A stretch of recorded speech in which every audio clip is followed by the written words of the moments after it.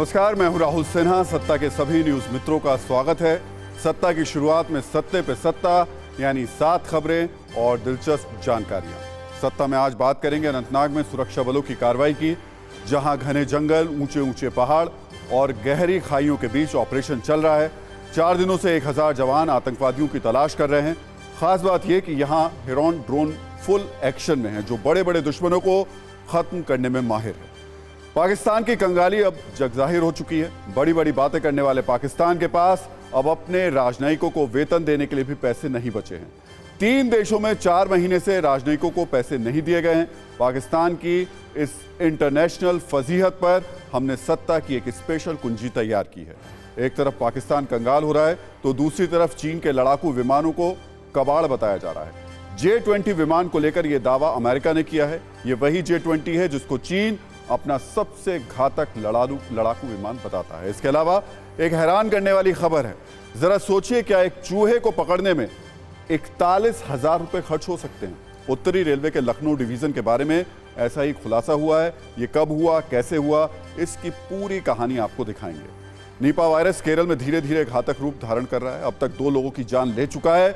इसके नए वेरिएंट ने और भी ज्यादा लोगों को डरा दिया है। स्कूल कॉलेज बंद कर दिए गए हैं। कई जिलों में अलर्ट है। इस पर हमने सावधान करने वाली एक कुंजी तैयार की है। इंडिया गठबंधन की पहली रैली रद्द हो गई है। अक्टूबर के पहले हफ्ते में भोपाल में यह रैली होनी थी। इसको लेकर राजनीतिक बयानबाजी भी शुरू हो गई है।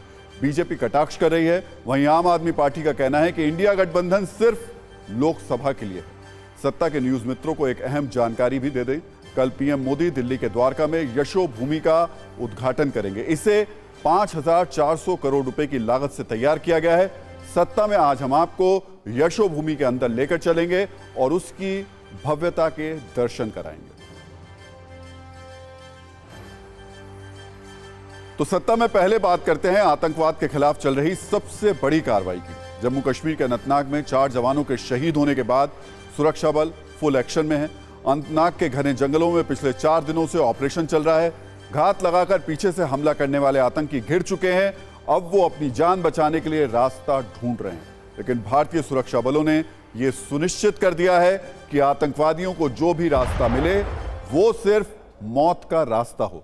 इस ऑपरेशन में इंडियन आर्मी के पैरा कमांडो, 19 राष्ट्रीय राइफल्स के जवान, जम्मू कश्मीर के स्पेशल ऑपरेशन ग्रुप के जवान आतंकवादियों की तलाश में जुटे हुए हैं। यह ऑपरेशन कितना मुश्किल है, इसका अंदाजा आप इसी बात से लगा सकते हैं कि एक तरफ पहाड़ी और घना जंगल है, वहीं दूसरी तरफ खाई है।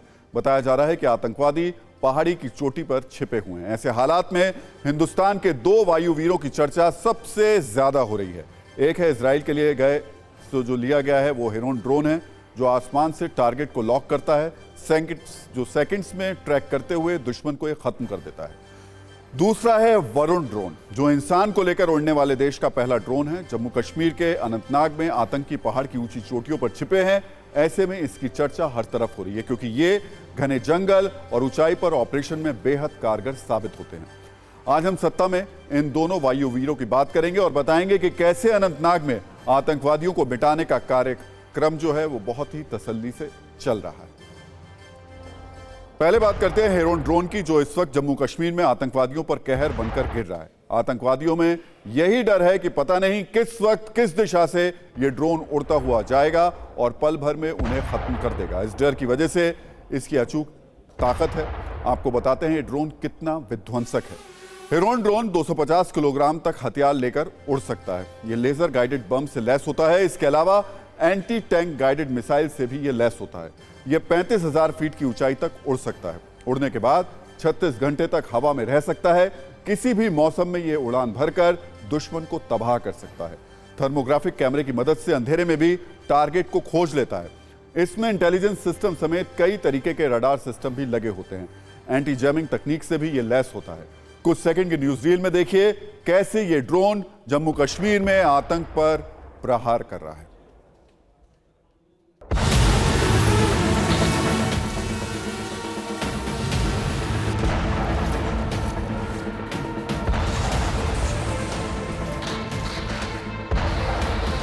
अनंतनाग जिले के कोकरनाग के गडोल इलाके में इस समय हम मौजूद हैं और लगातार आज चौथे दिन भी यहाँ पर ऑपरेशन जो है वो लगातार जारी है।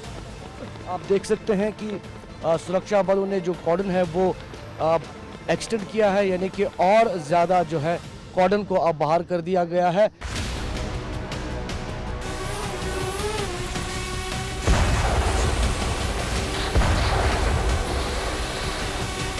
अहम बात यह है कि जो गुफा है उस पर सुरक्षा बलों की नज़र है और उस पर ही लगातार ड्रोन से नज़रें बनाई जा रही हैं और उसी पर जो है लगातार कल भी लॉन्चर दागते हुए देखा गया। तो कहीं ना कहीं एक बड़ा ऑपरेशन गाठी में काफ़ी समय के बाद देखने को मिल।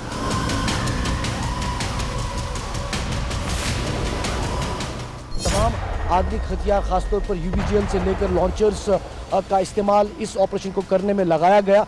वहीं दूसरी तरफ ड्रोन से लेकर जो है कमांड कंट्रोल गाड़ी को भी इस ऑपरेशन के लिए इस्तेमाल किया गया था।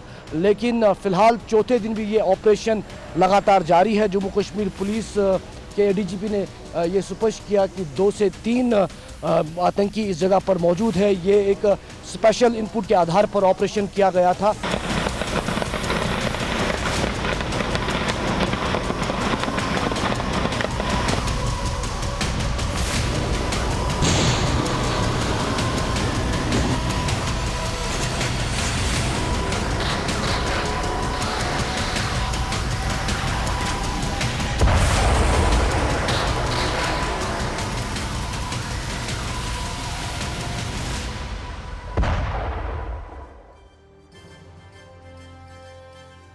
और अब बात करते हैं वरुण ड्रोन की, जो जंगल, पहाड़ और दुर्गम इलाकों में ऑपरेशन में बड़ी भूमिका निभाते हैं। वरुण ड्रोन इंसान को लेकर उड़ने वाला देश का पहला ड्रोन है। ये 130 किलोग्राम के वजन के साथ उड़ान भर सकता है। 30 किलोमीटर का सफर 30 मिनट में पूरा कर सकता है। इसमें दुर्गम इलाकों में जवानों को लेकर फौरन पहुंचा जा सकता है।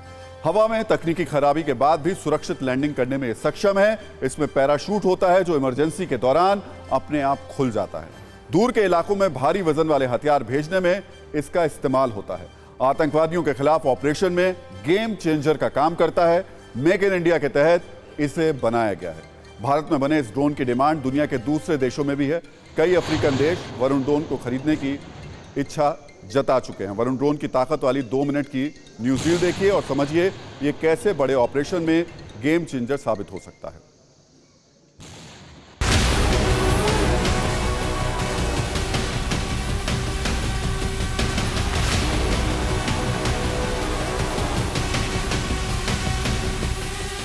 इस वक्त जो आप ये ड्रोन देख रहे हैं ये एक ह्यूमन ड्रोन है और साथ ही साथ एक कार्गो ड्रोन है, यानी कि इसमें सामान रख के एक जगह से दूसरी जगह ले जाया जा सकता है। और ह्यूमन ड्रोन होने के नाते ये ड्रोन एक इंसान को एक जगह से दूसरी जगह तक उड़ा कर ले जा सकता है। कितने किलोमीटर तक ये उड़ सकता है ये जानने की हम कोशिश करते हैं, लेकिन सबसे बड़ी बात यह है कि ये जो ड्रोन है ये मेक इन इंडिया स्कीम के तहत तैयार किया गया है।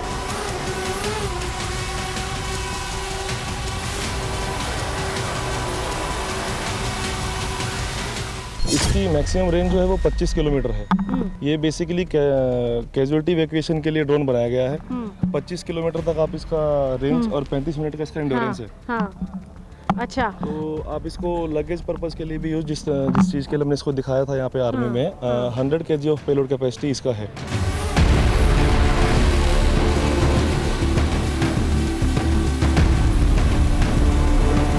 एक ऐसा ड्रोन जिसको अब इंडियन आर्मी यूज़ कर रही है अपनी तमाम एक्टिविटीज़ के लिए, यानी कि इसमें इंसान बैठ के आसानी से उड़ सकता है। हमारे जो जवान हैं एक लोकेशन से दूसरी लोकेशन तक बड़ी ही आसानी से इसमें बैठकर जा सकते हैं।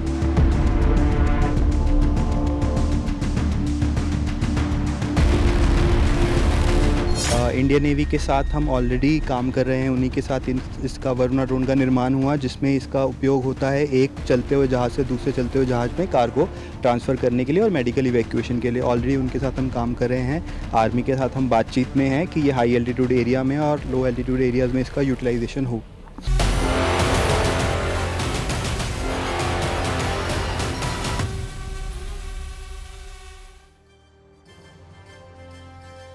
और अब बात करते हैं कंगाली की सत्ता की, जिस पर हमारे पड़ोसी देश पाकिस्तान का एक छत्र राज है। आप सोचिए, आप विदेश में हैं और आपके पास अपने खर्च चलाने के लिए, खाना खाने के लिए, रहने के लिए पैसे नहीं हो तो आपकी क्या स्थिति होगी। कर्ज, महंगाई और पैसे की कमी से जूझ रहे पाकिस्तान के राजनयिकों की हालत ऐसी ही हो गई है। विदेशों में तैनात पाकिस्तानी राजनयिकों के पास घर चलाने के लिए अब पैसे नहीं हैं। उन्हें वेतन नहीं मिल रहा है। वो 4 महीने से बिना वेतन के काम करने को मजबूर है।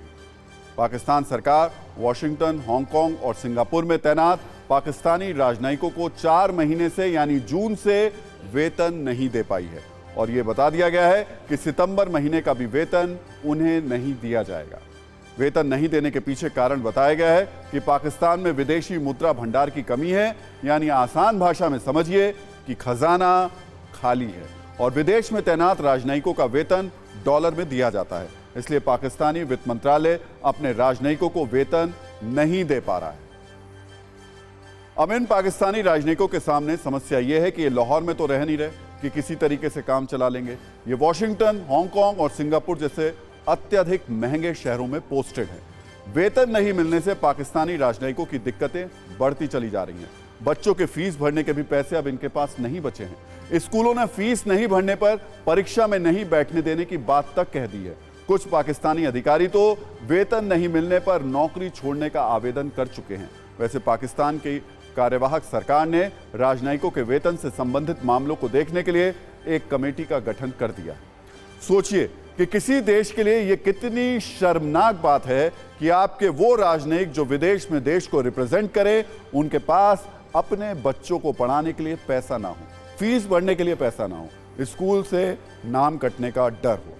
हालांकि पाकिस्तान को शायद ही इस सबसे ज्यादा फर्क पड़ता हो, तभी तो उसका फोकस आतंकवादियों की सैलरी और उनके लाइफ स्टाइल की रक्षा पर है। वो आज भी जम्मू कश्मीर में आतंकवादियों को भेजने से ज्यादा और कुछ सोच ही नहीं पाता और आतंकवादियों पर दिल और जेब खोलकर खर्च करता है। वैसे पाकिस्तान की समस्या सिर्फ इतनी नहीं है। राजनयिक तो बिना वेतन के काम कर ही रहे, हो सकता है वो कुछ दिन और काम चला भी लें, लेकिन पाकिस्तान की सरकारी एयरलाइंस पैसे की कमी के कारण हवा में अटक सकती है, यानी बंद हो सकती है। पाकिस्तानी एयरलाइंस की जो विमान उड़ान भर रहे हैं, उनमें ईंधन भरवाने के लिए भी पाकिस्तानी सरकार के पास अब पैसे नहीं हैं। कुछ दिन पहले ईंधन का पैसा ना चुका पाने के कारण सऊदी अरब और यूएई ने पाकिस्तानी एयरलाइंस के विमानों को रोक लिया था। पाकिस्तान एयरलाइंस में प्रतिदिन 23 विमान उड़ान भरते हैं, अब उनकी संख्या घटकर 16 रह गई है। विमान बनाने वाली कंपनियां बोइंग और एयरबस ने पाकिस्तान को विमानों के स्पेयर पार्ट्स देने से मना कर दिया है। पाकिस्तानी एयरलाइंस ने 23 अरब रुपए के इमरजेंसी फंड की मांग की है, नहीं तो पाकिस्तानी एयरलाइंस बंद हो सकती है। तो जो पाकिस्तान डॉलर की कमी के कारण विदेशों से सामान का आयात नहीं कर पा रहा, जहां सिर्फ 2 महीने का आयात करने लायक विदेशी मुद्रा भंडार ही बचा हो, वो पाकिस्तानी एयरलाइंस को कैसे बचा पाएगा, इसका अंदाजा आप खुद ही लगा लीजिए। पाकिस्तान की कंगाली की हालत आप और भी आसानी से समझ पाएं, इसके लिए एक और खबर भी आपको दिखा देते हैं। अमेरिका की फास्ट फूड चेन कंपनी है सबवे। सबवे आमतौर पर 6 इंच और 12 इंच का सैंडविच बेचती है, लेकिन पाकिस्तान में लोगों की खरीदने की शक्ति कम होने के कारण उसने मेन्यू में मिनी सैंडविच जोड़ दिया है। सबवे ने पाकिस्तान में 3 इंच का सैंडविच लॉन्च किया है। पहली बार इस फास्ट फूड चेन ने सैंडविच का मिनी वर्जन लॉन्च किया है। इस 3 इंच के सैंडविच की कीमत 360 पाकिस्तानी रुपए है। बढ़ती कीमतों से निपटने के लिए 3 इंच की सैंडविच लॉन्च ये किया गया है। पाकिस्तान में कई रेस्टोरेंट्स ने कीमतें बढ़ा दी हैं या फिर मात्रा कम कर दी है। पाकिस्तान में महंगाई कंट्रोल से बाहर है। अगस्त में यहां सालाना आधार पर महंगाई दर 27.38% रही। वहीं पाकिस्तान में खाने पीने की चीजों के दाम बढ़ने से खाद्य महंगाई दर 38.5% के खतरनाक स्तर पर पहुंच गई है। वैसे पाकिस्तान में महंगाई का स्कोर कार्ड क्या है वो हम आपको पहले भी बता चुके हैं, तो आज सत्ता में समय बचाते हुए उस पर हम ज्यादा बात नहीं करेंगे, लेकिन पैसे की कमी के कारण पिछले कुछ दिनों में घटी उन 3 घटनाओं की बात जरूर करेंगे जो पाकिस्तान के माथे पर कंगाली के निशान छोड़ गई। पहली घटना, पाकिस्तान ने ईंधन के लिए पैसे नहीं होने पर 2023 के अपने सारे युद्धाभ्यास रद्द कर दिए। दूसरी घटना, 4 महीने से पाकिस्तानी राजनयिकों को वेतन नहीं मिल पाया है। और तीसरी ये कि ईंधन भराने के लिए पैसे नहीं होने के कारण पाकिस्तानी एयरलाइंस बंद होने के कगार पर है। कुल मिलाकर पाकिस्तान और पाकिस्तान के आम लोगों की स्थिति खराब है, वो परेशान हैं। इस बीच महंगाई बढ़ती जा रही है। पाकिस्तानी सरकार ने एक बार फिर से पेट्रोल डीजल महंगा कर दिया है। आज ही पेट्रोल एक झटके में 26 रुपए और डीजल 17 रुपए प्रति लीटर महंगा हुआ। पेट्रोल की नई दर अब 333 पाकिस्तानी रुपए प्रति लीटर है और डीजल 329 पाकिस्तानी रुपए प्रति लीटर है। बढ़ती महंगाई से वहां के लोग गुस्से में हैं, लेकिन बेबस।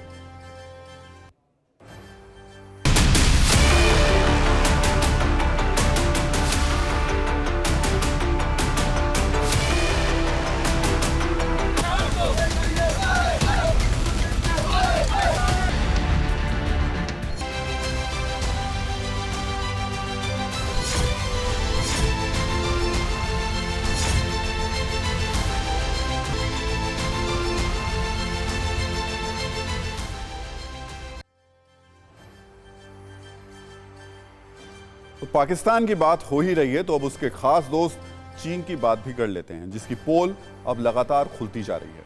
आपको याद होगा, हमने कुछ वक्त पहले सत्ता में एक खबर दिखाई थी कि पाकिस्तान के फाइटर जेट को मेहमान ने कबाड़ कहा था। पाकिस्तान ने वो विमान चीन की मदद से बनाया था। अब चीन का कथित रूप से जो सबसे अच्छा विमान है, जिसका नाम J-20 है, उसके बारे में खुलासा हुआ है कि वो भी एकदम कबाड़ है। J-20 को लेकर बड़े बड़े दावे किए गए, लेकिन वो भी सिर्फ आंखों में धूल झोंकने के लिए ही, सिर्फ मार्केटिंग करके हवा बना दिया गया। लेकिन चीन के इस फाइटर जेट में बिल्कुल भी दम नहीं। दरअसल चीन ने अमेरिका के F-22 और F-35 से मुकाबले के लिए J-20 बनाया था, लेकिन अमेरिकी वायुसेना के एक जनरल केनेथ विल्सबेक ने खुलासा किया कि चीन दुनिया को मूर्ख बना रहा है। जनरल विल्सबेक ने कहा कि चीन प्रचार करता है कि J-20 लड़ाकू विमान की क्षमताओं का कोई मुकाबला नहीं है, लेकिन सच ये है कि अमेरिकी फाइटर जेट F-22 रैप्टर और F-35 के सामने चीन और रूस के विमान कुछ भी नहीं है। इन दोनों देशों के सभी विमान अमेरिकी तकनीक से कम 10 साल पीछे हैं। जनरल विल्सबेक ने यह भी कहा कि चीन J-20 की स्टेल्थ क्षमताओं का बखान करता है, कहता है कि इसे कोई रडार पकड़ नहीं सकता, जबकि सच्चाई यह है कि J-20 में बहुत सी कमजोरियां हैं। चीन ने इस तकनीक का एक बड़ा हिस्सा अमेरिका से कॉपी तो कर लिया, लेकिन जिनपिंग की सेना वो सेंसर कहां से लाएगी जो अमेरिकी फाइटर जेट को सबसे आधुनिक और मारक बनाते हैं। चीन कहता है कि J-20 चीन का 5वीं पीढ़ी का लड़ाकू विमान है, जबकि अमेरिकी वायुसेना के जनरल ने कहा कि चीन का विमान बाहर से तो झाड़ पोंछ कर ठीक बना दिया गया ताकि देखने में अच्छा और आधुनिक लगे, लेकिन ये 5वीं पीढ़ी का लड़ाकू विमान नहीं है। और जब आसमान में चुनौती आएगी तो ये हाँफने लगेगा। सेंसर से डेटा को तेजी से प्रोसेस करके पायलट को जानकारी देना और दुश्मन पर सटीक निशाना लगाना, ये काम अमेरिका के विमान बेहतर तरीके से कर सकते हैं, क्योंकि डेटा प्रोसेसिंग स्पीड के मामले में अमेरिकी फाइटर जेट आगे हैं। F-35 की डेटा लिंक टेक्नोलॉजी का तोड़ अब तक चीन के पास नहीं है। इसके अलावा जनरल विल्सबेक ने एक तर्क यह भी दिया कि अमेरिका का F-35 टेस्टिंग प्रोग्राम लंबे समय तक चलने वाला फाइटर जेट टेस्ट प्रोग्राम है। 10 वर्षों तक इस विमान की कड़ी परीक्षा लेकर इसकी कमियों को दूर किया गया है। ऐसा अनुभव चीन के पास नहीं है। चीन के समर्थक इस उम्मीद में हैं कि वो 5 साल में अमेरिकी तकनीक से आगे निकल जाएगा, लेकिन ये कहना जितना आसान है, करना उतना ही मुश्किल है। वैसे चीन के सिर्फ विमान ही कबाड़ नहीं है, बल्कि उनके रक्षा मंत्री भी लापता हैं। चीन के राष्ट्रपति शी जिनपिंग पहले से ही विदेश मंत्री और रक्षा मंत्री के लापता हो जाने से सवालों के घेरे में थे। अब चीन के फाइटर जेट के ऐसे जलील करने वाले अमेरिकी रिव्यू से रक्षा तकनीक के मोर्चे पर बात और बिगड़ जाएगी। और सत्ता में अब दिल्ली के उस यशोभूमि के दर्शन करते हैं जिसका कल प्रधानमंत्री नरेंद्र मोदी उद्घाटन करने वाले हैं। दिल्ली के द्वारका में इंडिया इंटरनेशनल कन्वेंशन और एक्सपो सेंटर का निर्माण हुआ है। इसी को यशोभूमि का नाम दिया गया है। पीएम नरेंद्र मोदी कल 17 सितंबर यानी अपने जन्मदिन के मौके पर इसके पहले फेज का उद्घाटन करेंगे। ये कन्वेंशन सेंटर इतना बड़ा और भव्य है कि इसमें एक साथ 11,000 लोगों के बैठने की जगह है। ये करीब 9 लाख वर्ग मीटर में फैला हुआ है, जिसमें 15 कन्वेंशन रूम और 13 मीटिंग रूम है। यशोभूमि में हर चीज को बेहद नायाब तरीके से डिजाइन किया गया है। तो कल प्रधानमंत्री के उद्घाटन से पहले आप भी स्पेशल कैमरे से इस यशोभूमि के दर्शन कर लीजिए।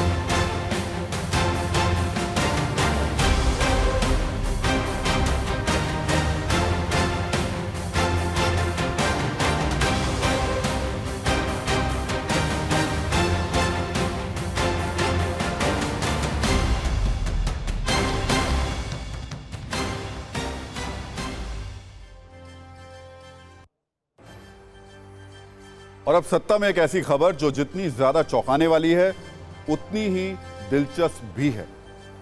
क्या आप जानते हैं कि भारत में काबिल कर्मचारियों की भारी किल्लत हो गई है? भारत की कंपनियां अपने दफ्तरों में काबिल कर्मचारियों को शिद्दत से तलाश रही हैं, लेकिन उन्हें ऐसे कर्मचारी ना की मात्रा में मिल रहे हैं। दरअसल काबिलियत से जुड़ा एक अंतर्राष्ट्रीय सर्वे आया है जिसके नतीजे बहुत ज्यादा हैरान करने वाले हैं। जहां एक और पूरी दुनिया में छटनी और नौकरी वाला संकट चल रहा है, उसी के बीच इस सर्वे में यह बताया गया कि दुनिया की 77% कंपनियों और भारत की करीब 80% कंपनियों को योग्य कर्मचारी नहीं मिल रहे हैं। ये बात मैन पावर ग्रुप के एक सर्वे में बताई गई है। इस ग्रुप ने इसी साल जुलाई में 41 देशों की 38,833 निजी और सरकारी कंपनियों पर किए गए सर्वे के आधार पर ये नतीजे निकाले। इस सर्वे की रिपोर्ट में कुछ और भी दिलचस्प तथ्य बताए गए हैं जिसे हम आपके सामने सत्ता की कुंजी में खोलते हैं। पहले देखिए किस सेक्टर में सबसे ज्यादा काबिल कर्मचारियों की कमी है। मैन पावर ग्रुप के सर्वे के मुताबिक सबसे ज्यादा क्राइसिस आईटी सेक्टर में है, जहां 39% कंपनियों को काबिल लोग नहीं मिल पा रहे हैं। इस लिस्ट में दूसरे नंबर पर है फाइनेंशियल सेक्टर, जहां 33% कंपनियों को योग्य कर्मचारियों की तलाश है। इसके बाद हेल्थ सेक्टर का जिक्र है, जहां 31% कंपनियां टैलेंटेड कर्मचारी ढूंढ रही हैं, जबकि चौथे नंबर पर इंडस्ट्रियल सेक्टर है, जहां काबिल कर्मचारियों की बहुत ज्यादा कमी है। अब आपको बताते हैं कि काबिल कर्मचारियों वाली यह कमी कौन सा देश सबसे ज्यादा झेल रहा है। सर्वे में ताइवान की 90% कंपनियों ने कहा कि उन्हें योग्य कर्मचारी नहीं मिल पा रहे हैं और ये दुनिया में सबसे ज्यादा है। 41 देशों की इस लिस्ट में 86% के आंकड़े के साथ में जर्मनी दूसरे नंबर पर है और 81% के आंकड़े के साथ चीन का नंबर है, जहां टैलेंट से भरपूर लोग नहीं मिल रहे हैं। इसके बाद भारत का नंबर है, जहां 80% कंपनियों को योग्य कर्मी चाहिए लेकिन वो उन्हें मिल नहीं रहे हैं। इस लिस्ट में 75% के आंकड़े के साथ अमेरिका भारत से मामूली बेहतर स्थिति में। इस सर्वे में एक चौंकाने वाली बात यह सामने आई कि भारत में योग्य कर्मचारियों के लिए कंपनियों का सर्च ऑपरेशन वर्षों के साथ लगातार बढ़ता जा रहा है। साल 2010 की एक रिपोर्ट के मुताबिक पहले 31% कंपनियों को काबिल कर्मचारियों की तलाश थी, लेकिन साल 2016 में हुनरमंद कर्मचारियों का संकट 40% कंपनियों के सामने खड़ा हो गया और अब साल 2023 में 80% भारतीय कंपनियों के पास टैलेंटेड लोग नहीं। हैरानी की बात यह है कि पिछले 17 साल में यह आंकड़ा सबसे ज्यादा। अब आपको बताते हैं कि जब शिद्दत से तलाश के बाद भी कंपनियों को अच्छे और हुनरमंद कर्मचारी नहीं मिल रहे हैं तो वो क्या दांव खेल रहे हैं। काबिलियत के संकट से निपटने के लिए कई तरीके अपनाए जा रहे हैं। 34% कंपनियां ऐसे लोगों को मौका दे रही हैं जिनकी उम्र ज्यादा है और वो नौकरी बदलने की सोच रहे हैं। 27% कंपनियां उन पर फोकस कर रही हैं जिन्होंने पारिवारिक जिम्मेदारी के कारण करियर बीच में छोड़ दिया। 26% ने उन्हें टारगेट किया जो लंबे समय से बेरोजगार चल रहे हैं। 23% कंपनियां उन्हें भी हायर कर रही हैं जिनमें काम के लिए जरूरी सभी तकनीकी योग्यता नहीं भी है, जबकि 16% कंपनी मामूली तौर पर दिव्यांगों को भी नियुक्त कर रही हैं। इसके अलावा 31% कंपनियां 18 से 26 साल वाले उन युवाओं को नौकरी में तरजीह दे रही हैं जो सीखने के लिए उत्सुक हैं। तो कुल मिलाकर इस खबर का नजरिया 9 यह है कि दुनिया में काबिलियत की करेंसी कम हो रही है। खासतौर पर भारत में काबिल कर्मचारियों की कमी का आंकड़ा चौंकाने और परेशान करने वाला है। वैसे तो हमारे देश में बहुत से लोग सामान्य रूप से यह चर्चा करते हैं कि जुगाड़ की ताकत सबसे ज्यादा होती है या काबिलियत के बजाय जुगाड़ वाली करेंसी भारत में खूब चलती है, लेकिन इसके बावजूद अंतिम सत्य यही है कि जुगाड़ कभी भी काबिलियत का विकल्प नहीं हो सकता। काबिल कर्मचारी कभी कभी परेशान तो हो सकता है, लेकिन लंबी रेस में पराजित नहीं हो सकता। इसलिए जो लोग काबिल हैं वो हौसला बनाए रखें और सही मौके का इंतजार करें, और जो लोग जुगाड़ से काम चला रहे हैं वो याद रखें कि जुगाड़ वाली गाड़ी का तेल बीच रास्ते में खत्म हो सकता है, उसका कोई पार्ट अचानक काम करना बंद कर सकता है। और सत्ता में अगली खबर की शुरुआत कुछ सवालों से करते हैं। भ्रष्टाचार की बहुत सारी खबरें आपने सुनी होंगी। भ्रष्टाचार की अलग अलग कहानियों में चूहों की भूमिका वाला एंगल भी सुना होगा। घर से लेकर दफ्तर तक चूहों के आतंक के बारे में देखा होगा, लेकिन क्या आपने सुना है एक चूहे को पकड़ने में 41,000 रुपए खर्च किए गए हों? यकीनन आपने नहीं सुना होगा, लेकिन उत्तर रेलवे के एक चूहा पकड़ो अभियान को लेकर ऐसा ही खुलासा हुआ है। आरटीआई से हुए खुलासे के मुताबिक उत्तरी रेलवे के लखनऊ डिवीजन ने 3 साल में 69,48,450 रुपए खर्च करके 186 चूहे पकड़े। ये जानकारी साल 2020, 2021 और 2022 यानी 3 वर्षों की है। अगर औसत निकाला जाए तो एक चूहे को पकड़ने में 41,000 रुपए खर्च कर दिए गए। हर साल चूहे पकड़ने वाले अभियान में औसतन 23,16,150 रुपए खर्च हुए। आपको बता दें, सेंट्रल वेयर हाउसिंग कॉर्पोरेशन को लखनऊ में चूहा पकड़ने का काम दिया गया था। ये चूहे रेलवे स्टेशन के प्लेटफॉर्म और पटरियों पर अक्सर दिख जाते हैं, रेलवे की प्रॉपर्टी को नुकसान पहुंचाते हैं। इसी को देखते हुए चूहों को पकड़ने का अभियान चलाया गया था। कुछ सेकंड की न्यूज रील में देखिए ये कारनामा कैसे हुआ।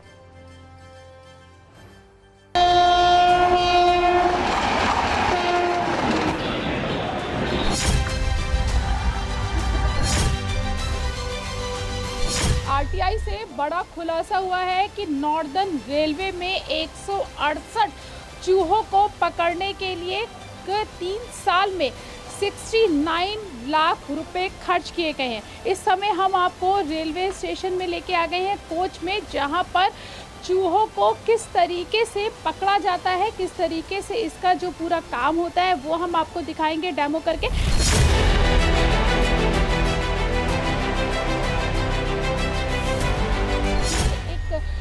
एसी कोच है और यहाँ पर किस तरीके से चूहों को पकड़ने का जो पूरा तरीका है वो आप यहाँ पर देख पा रहे हैं, जिसके लिए बाकायदा टेंडर हुआ। लेकिन आरटीआई के जो खुलासा हुआ उसने सबको चौंका दिया कि 3 साल में 168 चूहों को पकड़ा गया, जिसमें कि लगभग 69 लाख रुपीस का खर्चा आया।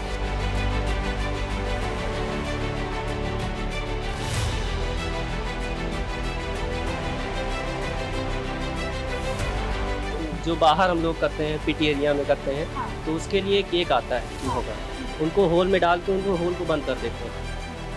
उस हिसाब से हम काउंट करते रहते हैं, उसमें कितने होलों में हमने केक डाले उसको नोट करते हैं, कितने चूहे बाद में चेक करते हैं कितने मिले, बाहर मिले हमारे। यार्ड पे स्टेशन पे मंथली होता है। कोच के अंदर हमारा एसी कोच में हर हफ्ते में होता है ये चीज़, स्लीपर में वीकली होता है, मतलब एसी में डेली होता है इसमें, और स्लीपर में वीकली होता है।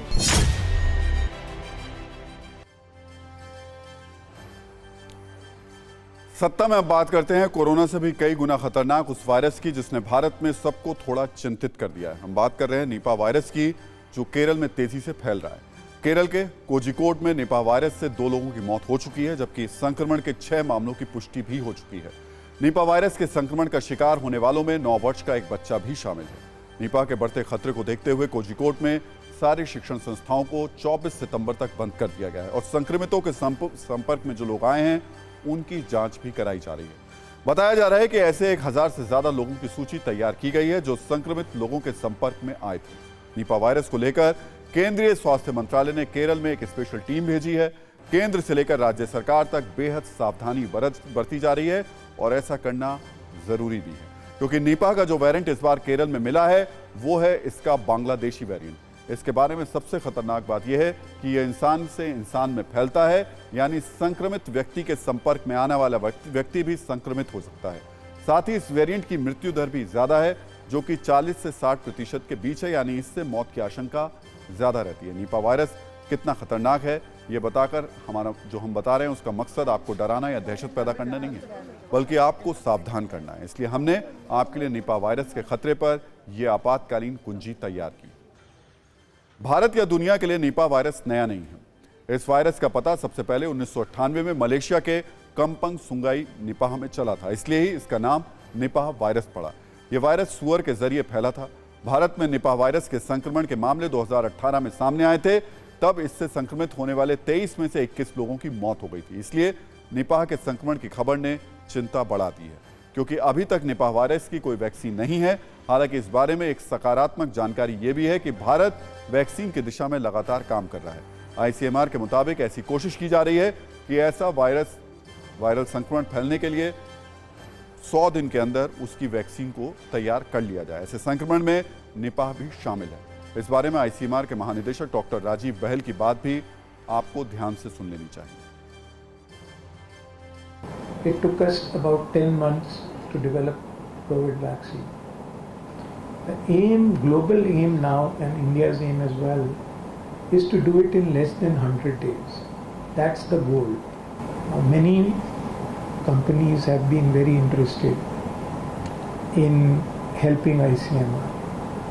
So we are trying to work with them and find ways of saying how can we work hand in hand with them, just like we worked on Covaxin. तो ICMR की ओर से जल्द ही vaccine बनाने की बात कही जा रही है, लेकिन जब तक वैक्सीन नहीं बनती तब तक बचाव ही निपा का सबसे कारगर इलाज है। इसके लिए जरूरी है कि इसके लक्षणों पर नजर रखी जाए और निपा के लक्षण नजर आने पर ठीक ढंग से जांच कराई जाए। निपा वायरस से संक्रमित होने पर शुरू में सामान्य फ्लू जैसे लक्षण सामने आते हैं, जिसमें सिर दर्द, मांसपेशियों में दर्द और अचानक थकान के साथ तेज बुखार शामिल है। जैसे जैसे निपा वायरस का असर बढ़ता जाता है, सांस लेने में दिक्कत, निमोनिया जैसे लक्षण आने लगते हैं।